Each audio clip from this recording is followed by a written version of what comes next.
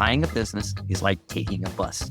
If you miss this one, don't worry about it. There'll be another one along in 15 minutes. You can buy any business. So the seller who is not very flexible today is probably going to be a lot more flexible in the next 30, 60, 90, 120, 180 days.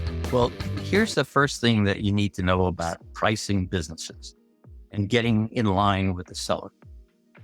Sellers are going to tend to overprice their business. You, if you had a preference, would rather underprice it. Okay, but let's start with you're willing to pay a fair price for the business. And now the seller wants $2 million, and the valuation, any way that you look at it, is only worth $1 million. The first thing you've got to have is the entrepreneur acquisition person's mindset. And the mindset of the entrepreneur buying businesses has to be this. Buying a business is like taking a bus. If you miss this one, don't worry about it. There'll be another one along in 15 minutes. The seller only has their one business to sell. They got to find a buyer for that business. You can buy any business. You're not locked into anything. So you're going to try and find the flexible seller out there who, number one, understands that he needs to sell his company because he's got to retire, or maybe he's going through a divorce, or maybe they're sick and they can't run the business anymore. Maybe they're going to take a trip around the world for 2 years. And they know if they come back and there's nobody there running the business, it won't be there when they come back. So there's going to be lots of reasons why sellers really need to sell, and they need to sell within a certain period of time.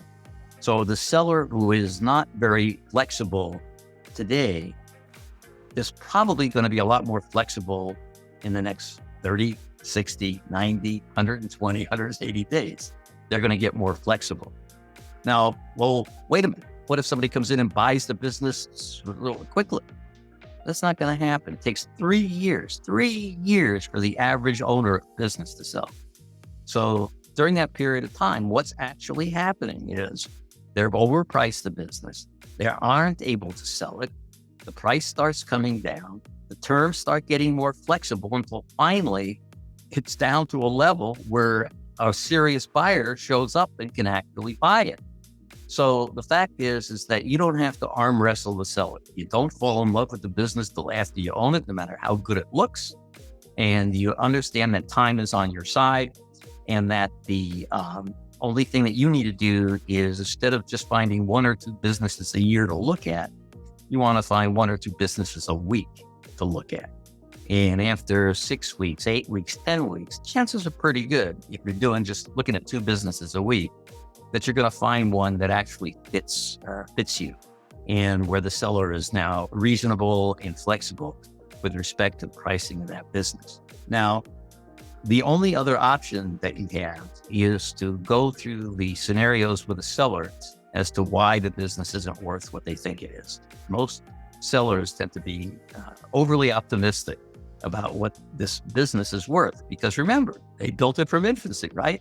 Okay, so this is a love of their life, and they're going to sell it right now. And to them, it's worth a fortune. So all of these things are going to be true for the seller. And yet you've got to convince that seller that the business is not worth as much as they think it is.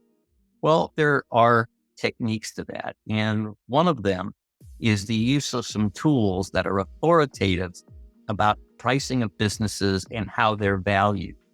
And one of them we've reduced down into a tool that we call the business price calculator, which goes through all the elements of value in a business, what creates them, looks at 4 different pricing methods for a business, one of which was developed by the Internal Revenue Service for valuing businesses that are part of an estate. In other words, the business isn't getting sold, so there's no price on the business, but now what's it worth? And the IRS is not wanting to underprice that business, because if they're going to determine the amount of estate tax that's due, they'd rather have a high price on the business than a low price. So this particular pricing mechanism tends to be favorable in terms of a higher price on the business, highest justifiable price. Now, when you go through that and you, together with the seller, go through the formula, and they bought into the logic that this is an authoritative way to price a business, not at its low, but at its high. And you've gone through all the elements with them, and they can scratch their head a little bit and see, oh, okay, I understand why this business's value is what it is. and why this would be a high value for the business, not low.